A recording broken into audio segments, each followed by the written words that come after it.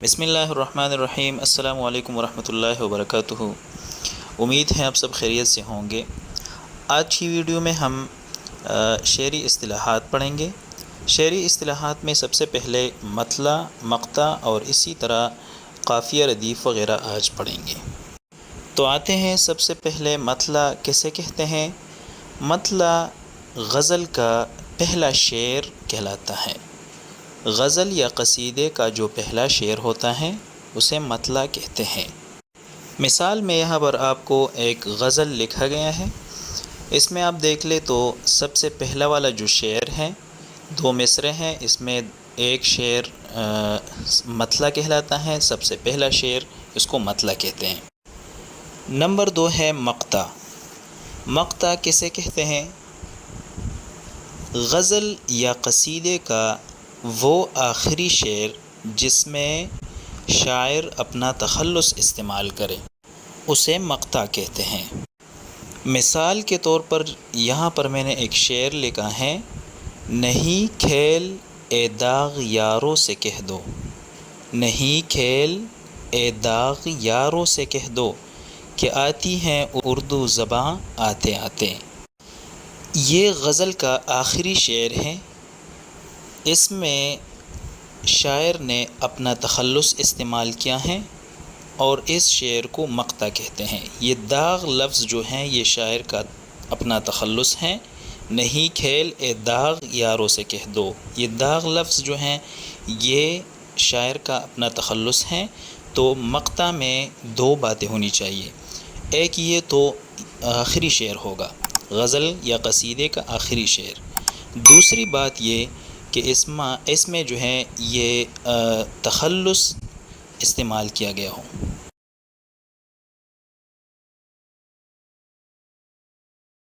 Number پر قافیہ ہیں، ہم آواز اور ہم وزن حروف جو شعر کے آخر میں ردیف سے پہلے بار بار آتے ہیں اسے قافیہ کہتے ہیں۔ قافیہ کے 2 شرائط ہیں۔ نمبر 1 یہ ہم آواز اور ہم وزن ہوں گے۔ نمبر 2 شعر کے آخر میں ردیف سے پہلے آئے ہوں گے۔ مثال کے طور پر یہاں پر میں نے ایک مثال لکھا ہے، اثر اس کو ذرا نہیں ہوتا، اثر اس کو ذرا نہیں ہوتا، رنج راحت فضا نہیں ہوتا۔ اس شعر میں یہ ذرا اور فضا قافیہ ہیں۔ نمبر 4 ہے ردیف، ایسے الفاظ جو شعر کے آخر میں قافیہ کے بعد بار بار دہرائے جائیں ردیف کہلاتے ہیں۔ مثال کے طور پر ایک شعر ہے، درد ہو دل میں تو دوا کیجئے، درد ہو دل میں تو دوا کیجئے، دل ہی جب درد ہو تو کیا کیجئے۔ اس شعر میں یہ کیجئے لفظ یہ ردیف کہلاتا ہے۔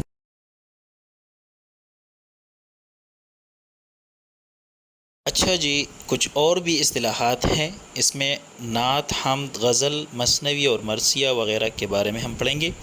سب سے پہلے نعت اور حمد ہیں، تو نعت اور حمد میں فرق ہے۔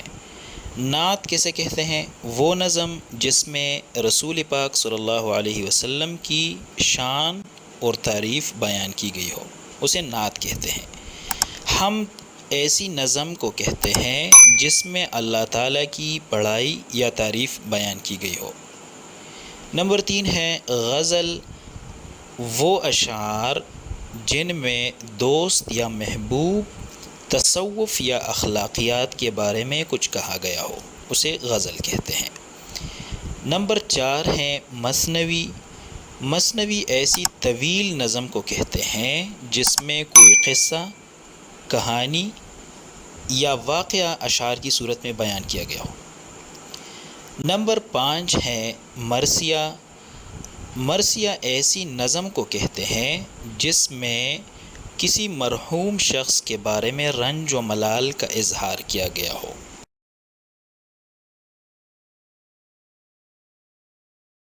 اچھا جی، قصیدہ کسے کہتے ہیں؟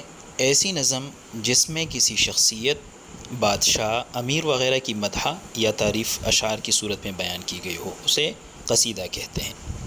رباعی کسے کہتے ہیں؟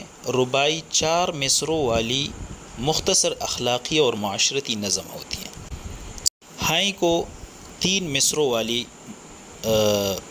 مختصر نظم ہوتی ہیں جس میں انسانی محسوسات اور حالات اور واقعات کو بیان کیا جاتا ہے۔